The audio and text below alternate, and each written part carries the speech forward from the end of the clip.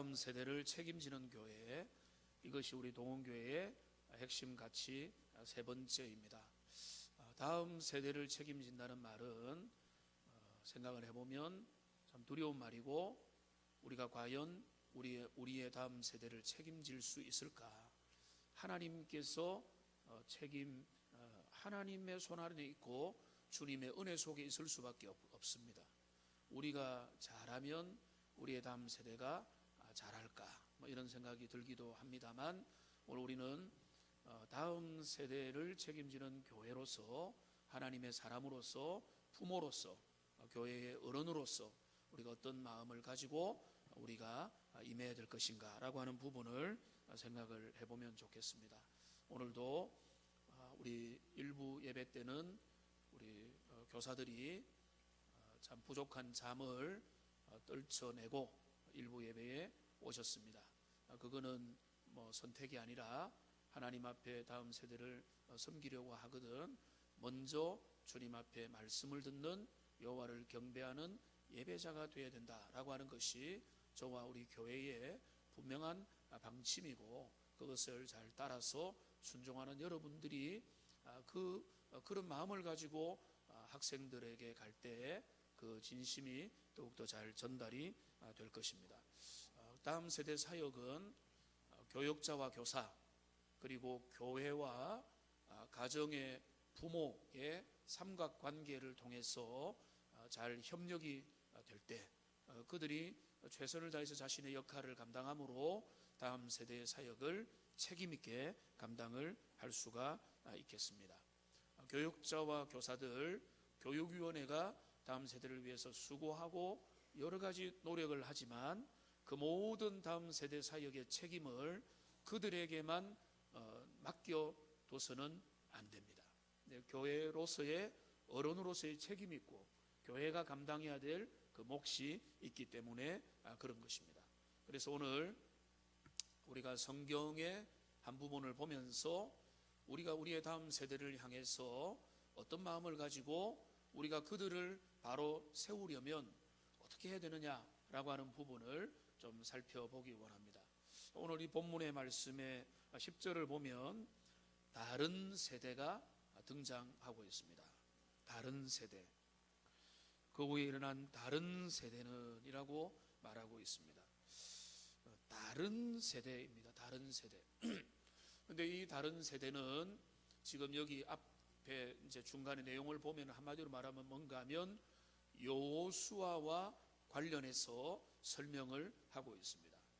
여호수아의 세대를 기준으로 하면 여호수아는 광야에서 가나안을 정탐할 때 그가 갈렙과 12명과 함께 정탐을 하러 갔던 사람이지 않습니까?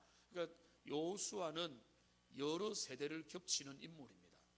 광야 세대도 해당되고 가나안의 1세대도 해당이 되는 그런 아주 경륜이 있는 인물입니다.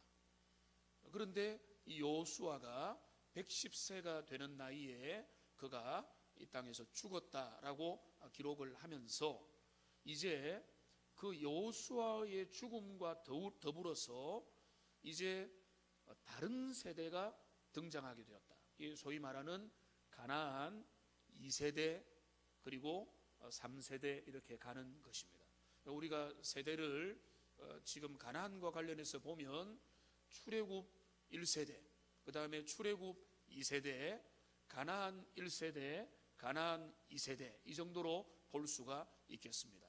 출애굽 1세대는 광야 1세대, 그리고 광야 2세대, 가나안 1세대, 가나안 2세대 이렇게 이제 보는데, 여호수아가 죽으면서 이제는 가나안 1세대가 그 인생의 막을 좀 종지부를 찍으면서 가나안의 2세대가 등장하는 그런 세대가 된 것입니다.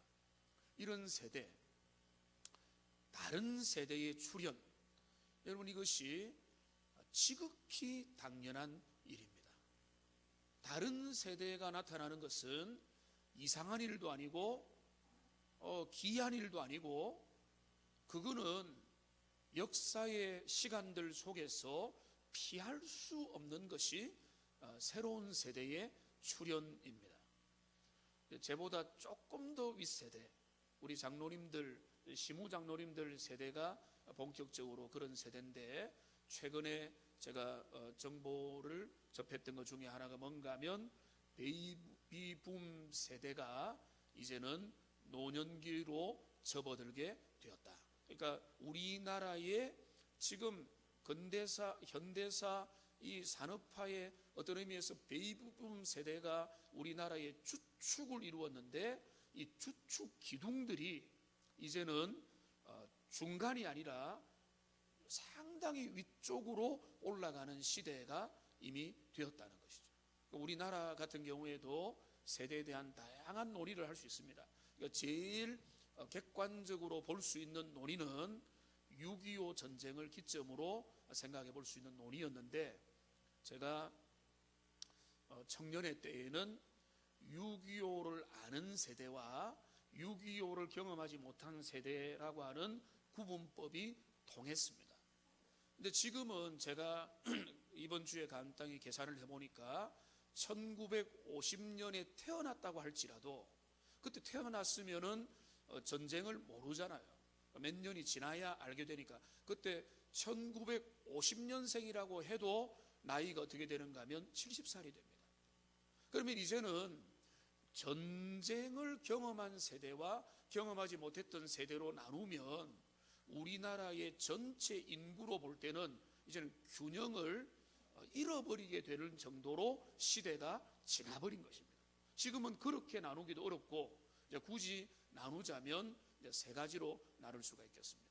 전쟁을 경험한 세대, 그리고 전쟁의 경험을 부모로부터 전달받고 그 분위기를 익숙하게 알고 있는 세대, 그리고 거기와 전혀 관계없는 그 전쟁이 일어난 것도 모르고 어떤 일이 났는 것도 모르는 소식을 듣지 못했던 세대까지, 지금 우리의 대한민국의 세대는 그렇게 세대별로 펼쳐져 있게 되었다라고 볼 수가 있는 것이죠. 우리가 10년 지나고 20년 지나고 30년 지나고 40년 지나고 50년 지나면서 이 세대도 그 축이 이동이 되면서 다른 세대가 출현을 하게 되는 것입니다. 386 세대다, 486 세대다, X 세대다, 그리고 요즘에는 자주 섞인 말로 N4 세대다. N이 뭡니까? 경우의 수지 않습니까? 너무 포기할 게 많아가지고 앞에 몇 가지를 포기할 수도 모르는 그런 M4 세대다라고 자조를 하는 이런 경우도 있는데, 사회과학자들은 이 세상을 눈에 보이는 것들을 가지고 분석을 하고 문화적으로 분석하는 사람들은 세대 분석을 합니다. 그리고 그거는 딱 들어맞는 것은 아니지만은 그 분석의 틀을 통해서 그 시대를 바라보고 세대를 바라보면 어느 정도 이해를 쉽게 할 수 있는 그런 틀이 분명히 있는 것입니다.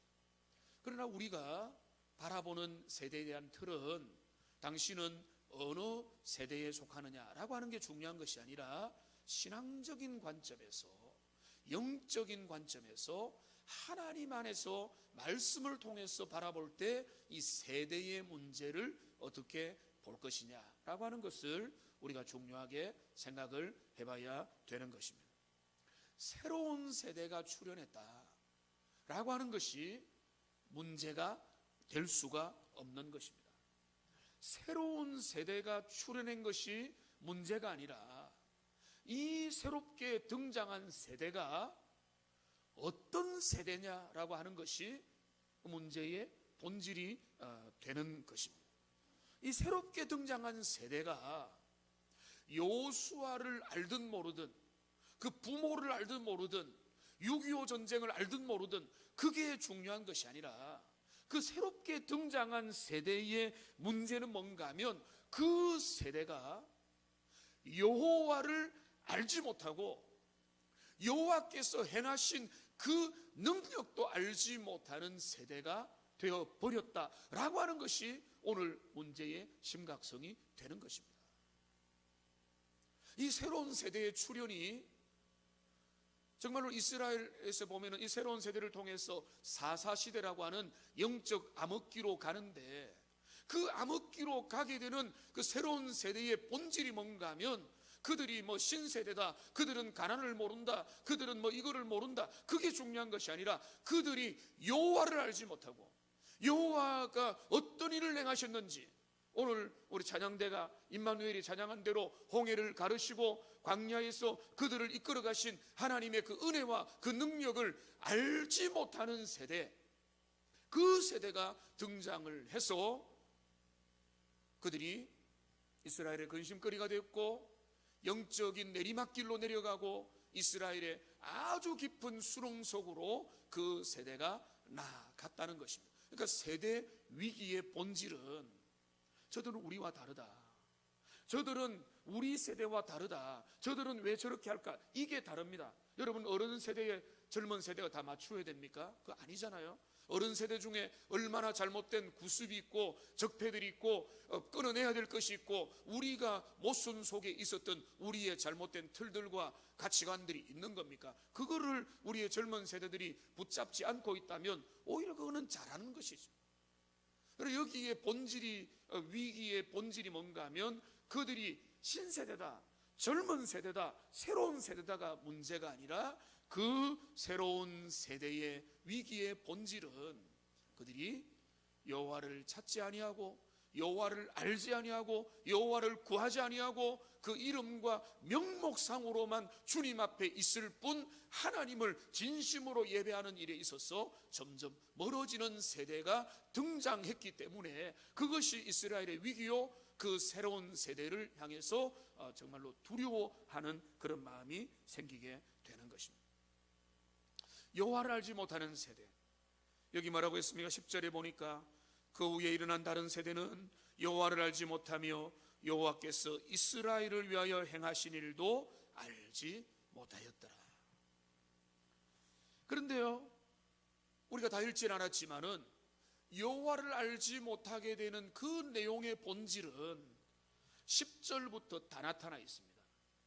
저들이 여호와를 알지 못하는 그 동전의 이면이 뭔가 하면 10절을 보십시오. 11절을 보십시오. 이스라엘 자손이 여호와의 목전에 악을 행하여 바알들을 섬기고, 그리고 13절을 보십시오. 여호와를 버리고 바알과 아스타롯을 섬겼으므로 여호와께서 이스라엘에게 진노하사 15절에 그들이 어디로 가든지 여호와의 손이 그들에게 재앙을 내리시고, 16절에 보면은 사사들을 세웠지만은 17절에 그들이 사사들에게도 순종하지 아니하므로 그들은 하나님을 떠났고 주님을 멸시하고 다른 바알과 아스타롯을 섬겼다는 것입니다. 여호와를 얼마나 더 깊이 아느냐, 이 문제가 아니라 하나님을 모르는 세대의 본질이 뭔가 하면 세상을 따르는 세대라는 것입니다. 가나안의 종교를 따랐다, 바알을 따랐다는 것은 뭔가 하면 그 시대의 철학을 따랐다는 것입니다. 그 시대의 문화를 따랐고 그 시대의 소리를 들었고 그 시대의 목소리를 청종하고 그 시대의 발언과 그 시대의 분위기와 그 시대의 모습에 그대로 세뇌가 되고 세례를 받아서 시대의 사람이 되어버렸다는 것입니다. 이게 세대 위기의 본질이죠. 여호와를 믿는 사람은 주님을 따르고 주님의 인도를 받아서 오늘 찬양했던 것으로 광야를 걸어가고 험악한 길을 가더라도 하나님의 인도를 받고 메추라기와 만나의 그 부름을 받으면서 반석에서 물이 나오는 경험을 하면서라도 주님을 바라보는 인생인데, 이제는 더 이상 주님을 의지하는 것이 아니라 세상의 많은 것 그대로 따라가면서 모양만 교회 안에 있는 그런 형태의 명목상의 그리스도인이 되는 상태로 머물러 있으면서 그들의 속의 본질은 여호와를 따르는 것이 아니라 그들의 가치관과 그들의 세계관과 그들의 생각과 판단의 기준은 여호와를 향한 두려움과 주님을 향한 사랑이 아니라 철저하게 세속적이고 세상적이고 인본주의적이고 세상의 가치를 따라가더라는 것입니다. 그러니까 여기 우리가 이 6절부터 10절까지만 보지 마십시오. 여호와를 떠났다라고 하는 그 뒷면에는 뭐가 있는가 하면 철저히 세상적이고 철저히 인본적이고 철저히 그 육신의 정욕을 따르는, 우리 주님이 뭐라고 했습니까? 너희가 가나안을 들어가게 되면 그 땅에 있는 그 족속들의 문화를 배우지 말고 여호와를 경외하는 법을 배우고 하나님을 예배하면서 그들의 문화를 쫓아내고 그들과 접촉하지 말며 너희는 거룩한 주님의 백성의 삶을 살아라고 했는데, 제대로 쫓아내지도 못했을 뿐만 아니라 그들에게 장악되어서 그들의 문화를 따르고 있는 그 모습을 보게 된다는 것입니다. 저는 이 말씀을 해야 되겠다라고 생각했던 것 중에 하나가, 이 말씀을 제가 한번 살펴보면서 이런 질문을 하게 되면서 이 말씀을 오늘 본문으로 정했습니다.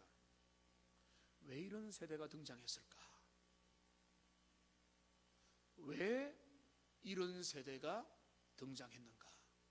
우리가 물어야 될 질문은 바로 이것입니다. 여호와를 알지 못하고 하나님을 떠나며 주님을 경외하지 않고 어떻게 바알과 아스타롯을 섬기는, 그리고 새 속에 철저히 물든 세대가 등장하게 되었는가?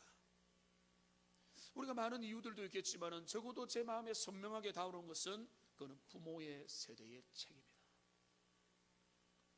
부모의 세대가 여호와의 전능하심과 살아계심과 그분이 우리의 삶 가운데 행하시는 일들을 그들의 삶에서 붙들고 사로잡혀서 그 가운데 살아내지 못하고 그 모습을 전혀 보이지 못하고 그저 형식적인 신앙생활을 하는 그 모습을 그 자녀들이 보면서, 자녀의 세대는 그 형식주의가 더 심화되어서 그들이 신앙을 버려버린 것 아닌가, 이런 두려운 마음들을 주님 앞에 가지게 된 것입니다.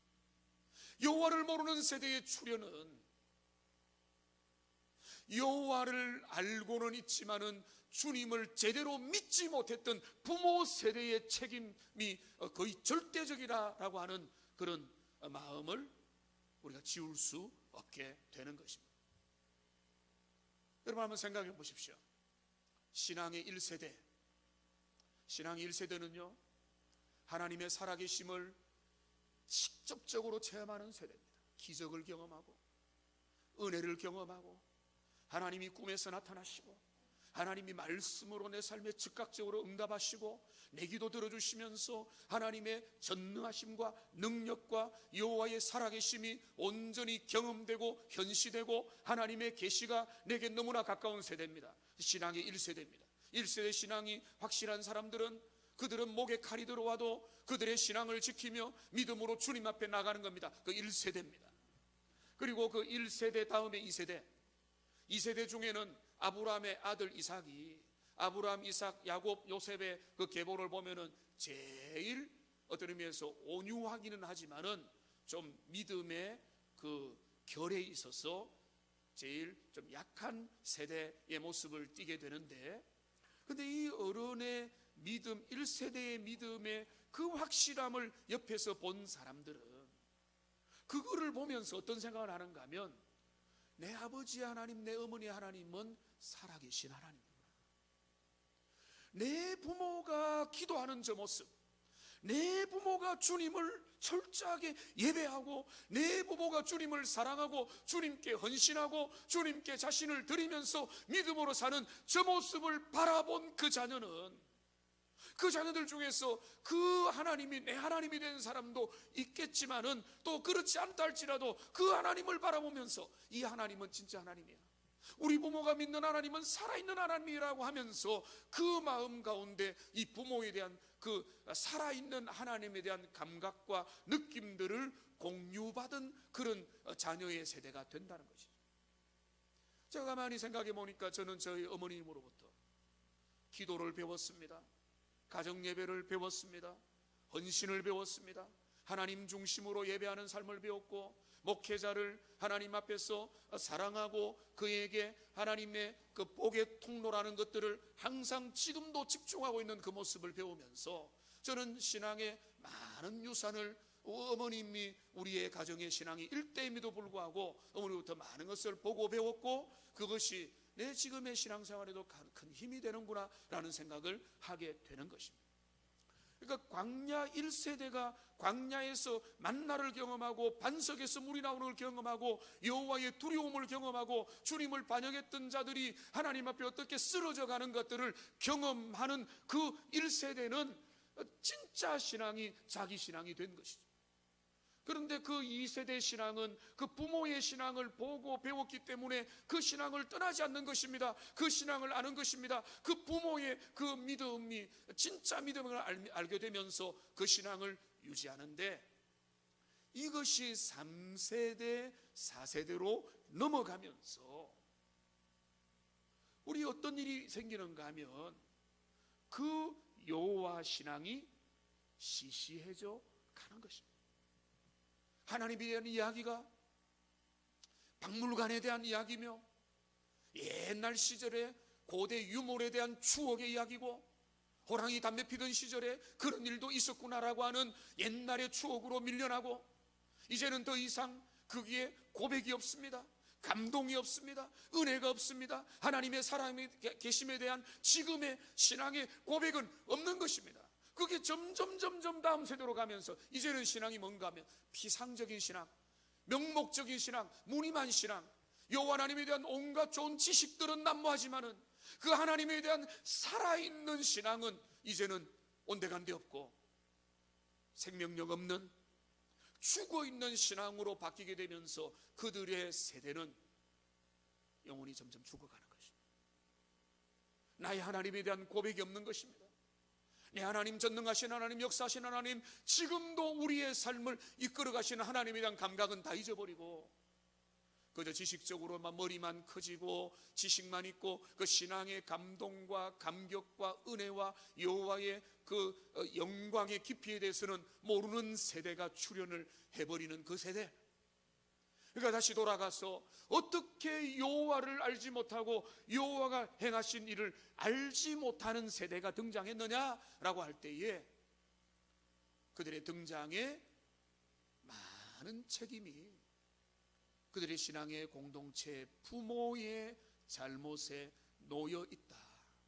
그들의 잘못을 부모의 잘못으로 탓하고 넘어갈 수는 없지만 그들의 부모가 하나님을 뜨겁게 사랑하며 그들의 부모가 자신의 삶에서 여호와가 살아계심을 보여주고 주님이 지금 내 삶에, 내 고난의 삶에, 내가 위기를 겪을 때마다, 내가 힘든 일이 있을 때마다, 내가 광야의 길을 걸어갈 때마다 주님을 신뢰하고 하나님은 여전히 살아계시고 하나님의 영원한 언약을 바라보면서 믿음을 살아가는 순례의 길을 보여주는 그 부모의 자녀들은 반드시 그것을 붙들고 나아갈 것인데, 그런 것을 보여주는 것이 아니라 세속적인 가치를 따르고 인간적인 모습을 따르는 그 부모의 모습이 전달되고 또 전달되고 또 전달되게 되면서 그 여호와를 모르는 세대, 하나님을 추억으로만, 박물관의 기억으로만 붙잡는 세대가 등장하게 된 것이 아닌가라고 하는 것이 오늘 성경을 바라보면서 우리가 느끼는 그런 문제의식이라는 것입니다. 그러면 우리가 어떻게 해야 되겠습니까?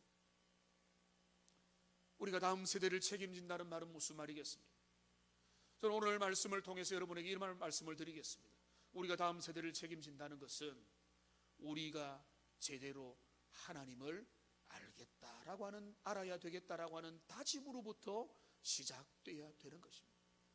내가 주님을 확실하게 믿는 것, 내가 주님을 알고 주님의 은혜를 알고 여호와를 아는 그 지식에서 넓어지고 깊어지고 하나님을 내가 사랑하게 되면 우리 교회 공동체의 어른 세대가 여호와를 경외하는 세대가 되면 우리의 자녀의 세대는 자동적으로 우리의 그 주님을 사모하고 사랑하는 마음을 배우게 될 줄로 믿습니다. 우리의 자녀 세대가 부흥하는 본질은요, 어른 세대 부흥입니다. 오늘 내가 살아야 우리의 자녀가 사는 것이고, 오늘 내가 주님 앞에 뜨거워야 내 자녀가 그 뜨거운 불길을 바라보면서 내 자녀들도 그 불길 속에서 간접적인 온기를 느끼면서 나도 내 아버지 하나님을 만나고 싶다, 나도 내 어머니의 하나님을 만나고 싶고 내 하나님이 되면 좋겠다라고 하는 그 믿음의 고백으로 바뀌게 되는 것입니다.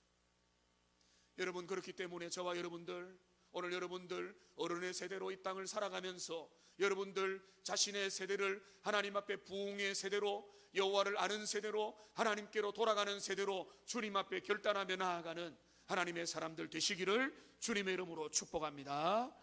세대를 믿음으로 세대를 개성시키는 다른 길이 없습니다. 내가 주님께 더 가까이 가는 것, 그것밖에 없는 것입니다. 여러분, 뜨거운 불길이 있습니다. 뜨거운 불길을 몸으로 경험을 해보면 이 불의 열기가 얼마나 대단한지, 얼마나 이 불이 잘 꺼지지 않는지, 이 불 앞에 가면은 그 온도 때문에 우리가 얼마나 위험할 수도 있는지, 이 불길을 경험한 사람들이 있습니다. 어떤 사람들은 이 불길의 경험에 대한 이야기를 듣습니다.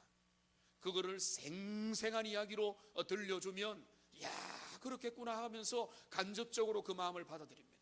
어떤 사람들은 그저 책에 있는 불은 뜨겁다, 뜨겁지만은 이 불은 활활 타오른다, 문자로 읽으면서 그렇구나, 지식적으로 정답을 말하면 다 말할 수 있지만은 불길의 뜨거움을 경험하지도 못한 채 그저 불은 뜨거운 것이다라고 그저 머리로만 끄떡이고 있는 그런 사람이 있게 되듯이, 우리의 신앙도 피상적인 신앙, 그냥 외적인 신앙, 지식적인 신앙, 그렇지 어릴 때부터 알았지 들었지 설명은 못하지만은 그 말을 듣고 보니까 맞네요 라고 하는 대충 넘어가는 그런 우리의 신앙의 본질을 가지고는 우리가 다음 세대를 책임질 수가 없기 때문에 오늘 우리가 주님 앞에 결단해야 되는 것은 우리가 부흥의 세대가 되기를 결단하고 내가 다시 여호와를 알기 원하고, 그게 바로 호세아의 호소의 결론이었습니다. 호세아 6장 3절 말씀 우리 같이 한번 읽어보겠습니다. 그러므로 우리가 여호와를 알자, 힘써 여호와를 알자. 그의 나타나심은 새벽빛같이 어김없나니 비와 같이 땅을 적시는 늦은 비와 같이 우리에게 임하시리라 하니라. 여러분, 해결책은 무엇입니까? 여호와를 아는 데 있는 것입니다. 여호와를 아는 세대가 출현하게 된다면 그 세대야말로 부흥의 세대인 것입니다. 새로운 세대가 등장한 게 문제가 아니라 다음 세대가 어떤 세대냐가 중요한 것이고, 기성세대가 어떤 세대냐가 중요한 것이라면 오늘 우리 동흥에 예배드리는 우리의 세대가, 우리의 교사들이, 우리의 어른들이, 신앙의 부모들이 어떤 세대냐, 우리가 지금 어떤 세대냐, 우리가 지금 여호와를 경외하는 세대냐, 주님을 우리의 삶에서 경험하는 세대냐, 그것이 우리에게 사활을 걸 정도로 중요한 우리의 신앙의 본질이라는 것입니다. 그렇다면 여러분, 오늘 더 깊이 도전합니다. 여러분의 신앙에 한 단계 더 깊이 나아가는 은혜가 있어야 되는 것입니다. 제가 가만히 보니까 하나님의 사람들은요, 영적인 하나님 앞에 길을 걸어가다가 신앙에 도약하는 엄청난 기회들을 가졌습니다. 그게 그들의 일평생을 가로짓는 신앙의 변화의 기회들이었는데, 저는 몇 인물들을 생각해 보면 먼저 욥을 생각합니다. 욥은 엄청난 고난을 당했습니다. 원래 하나님을 알았고 믿었지만은 그가 당하는 고난 때문에 친구들도 그를 위로하지 못하고 어떠한 것도 그의 삶에 위로가 되지 못하고 낱날을 저주하면서 그가 위기 속에 있었지만은 그의 신앙이 정리되는 기회가 있죠. 욥이 어떻게 됩니까? 욥기 42장 5절 말씀 같이 한번 읽어보겠습니다. 내가 주께 대하여 귀로 듣기만 하였사오나 이제는 눈으로 주를 배움나이다. 여러분, 이런 은혜가 여러분에게 있기를 소망합니다. 귀로만 들었습니다. 그 들은 말씀으로도 충분하게 평생을 이끌고 간다면 정말로 위대한 믿음입니다. 그러나 욥은 하나님 앞에 귀로만 들었던 하나님에 대해서 눈으로 듣는 은혜가 그에게 주어지게 되었고, 눈으로 만나면서 여호와의 계시를, 주님의 말씀을, 하나님의 살아계심을 내 삶에서 경험하면서 욥은 더 이상 이제는 더 견고한 하나님의 사람으로서 그 땅을 걸어가게 된 것입니다. 욥은 귀로만 들었던 하나님을 눈으로 보게 된 것입니다. 도마는 어떻습니까? 도마는 주님의 제자였습니다. 훈련도 잘 받았습니다. 예수님에 대한 지식도 있었습니다. 정보도 있었습니다. 그러나 그는 합리주의자로서 저도 때로는 나도 때로는 도마가 아닌가라고 고민을 해본 적도 있는데, 여러분이 도마는 하나님 부활하신 예수님이 나타났다고 하는, 등장했다는 소문을 제자들을 통해서 들었습니다. 그러나 그는 말합니다. 나는 믿지 못하겠다. 내가 그 손에 그 못자국을, 내가 허리에 창자국을 내 눈으로 보고 내 손으로 만져보지 못하면 내가 알지 못하겠노라, 내가 믿지 못하겠노라고 말했을 때에 예수님은 그래 너는 소망 없어 라고 하는 게 아니라 우리 주님 어떻게 하셨습니까? 그에게 다가왔습니다. 그리고 그에게 보여주셨습니다. 내 손에 못자국을 만져보라, 내 허리에 창자국을 만져보라 라고 말씀하실 때에 우리가 보게 되는 것은, 도마가 주님 앞에 뭐라고 고백합니까? 요한복음 20장 28절에서 도마가 대답하여 이르되 나의 주님이시여 나의 하나님이시니이다. 그가 주님을, 그 은혜를 직접 배울 때 도마는 나의 주 나의 하나님이라고 하는 위대한 주님 앞에 자기 고백을 했던 것입니다. 이전의 신앙이 가짜냐? 가짜가 아닌 겁니다.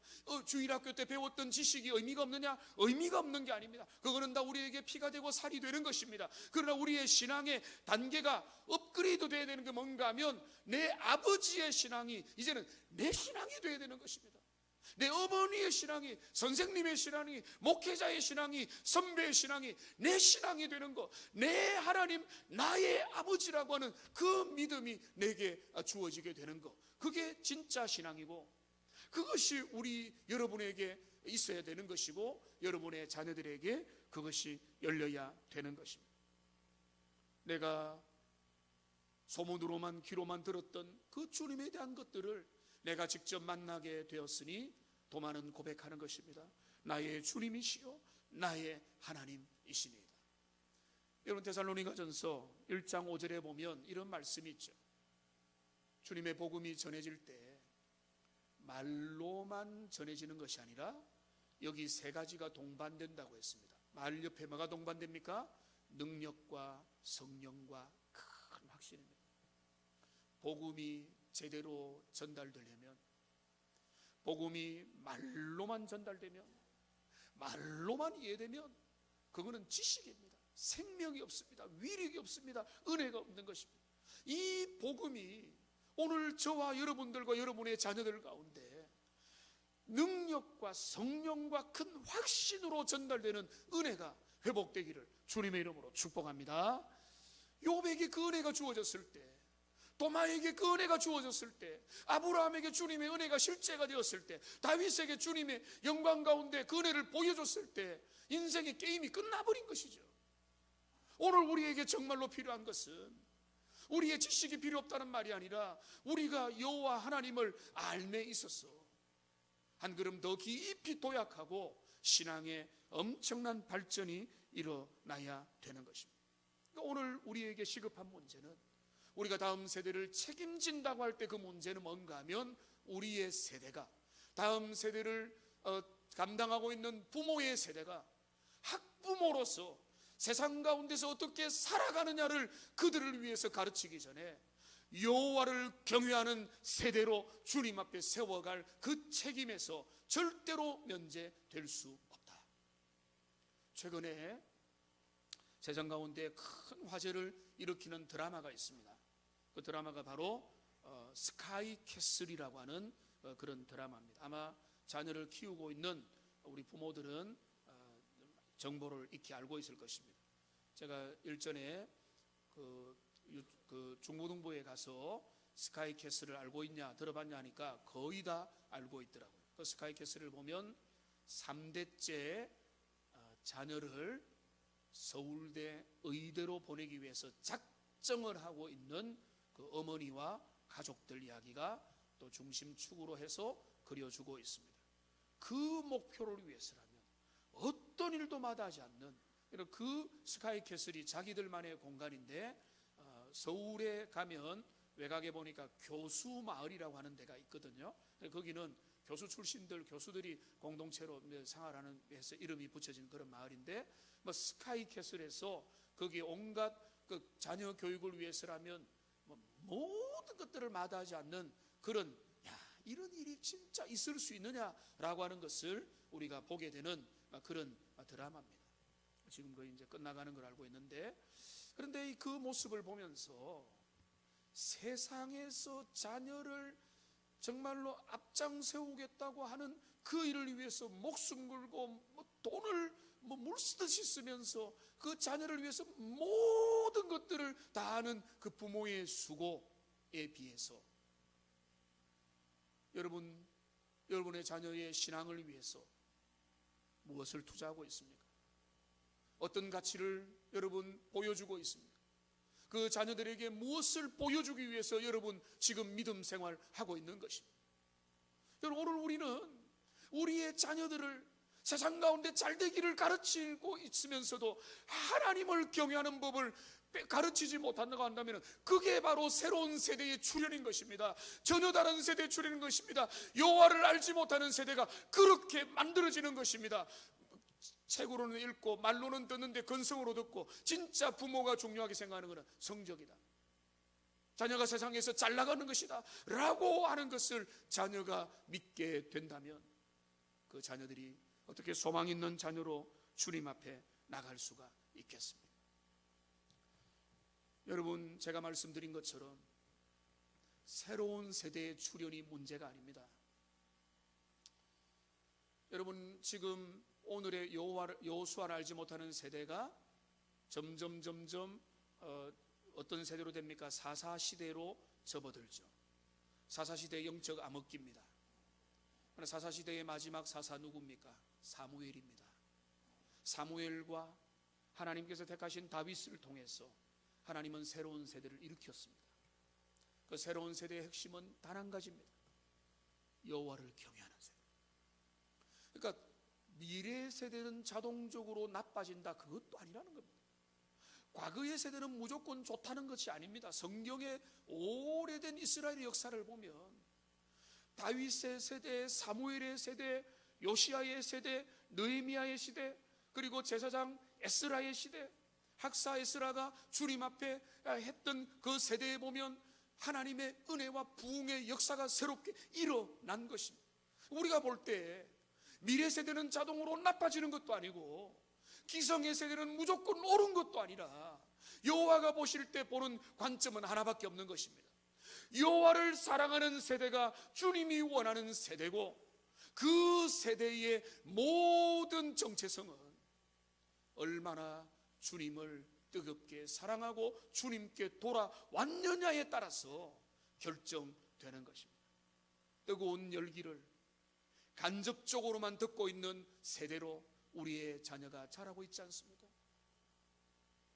호랑이를 그림 속에서만 본 사람, 그래도 동물원에서 어슬렁거리는 호랑이라도 보면 화면에서 호랑이의 그 위험스러운 모습을 보게 된다면 호랑이가 어떤 존재인가는 알게 될 것인데, 동화책에서 그림책에서 호랑이에 대한 이야기만 들었던 사람, 과거의 신앙의 선배들, 빛나는 믿음의 사람들은 직접 호랑이를 만난 사람들입니다. 오늘 우리의 세대가 여호와 하나님을 경험하는 세대, 주님이 주시는 그 은혜를 온전히 맛보는 세대, 그것이 바로 부흥의 세대고, 오늘 저와 여러분이 주님 앞에 다시 여호와를 힘써 아는 세대가 될 때에 그것이 바로 다음 세대를 책임지는 그런 일이 될 것이기 때문에 우리가 다시 결단하며 단 한 가지 집중합시다. 우리가 다시 여호와를 힘써 알자. 주님을 온전히 예배하고 주님께 집중하고, 오늘 내가 모든 우선순위 중에 제일 최선의 가치를 하나님께 두는 세대가 되므로, 오늘 우리가 여호와께 돌아감으로 우리의 다음 세대가 소망이 있는 도움교회 미래 세대를 책임 어떻게 지겠습니까? 우리가 책임질 수 없습니다. 단지 우리가 책임지는 것은 내가 여호와를 뜨겁게 사랑하며 주님을 알고 주님을 경험하면 그 은혜의 불길이 우리의 다음 세대에 전달될 것이고, 우리의 다음 세대의 몫은 자신들이 감당하게 될 것입니다. 오늘 교회 어른들, 교회 교사들, 교회 중직자들, 교회 모든 부모들, 가정의 부모들, 우리의 책임을 모른 척하지 마시고 주님을 더 많이 알고 주님께 가까이 나아가기를 기뻐하는 하나님의 사람들 다 되시기를 주님의 이름으로 축복합니다. 기도하겠습니다.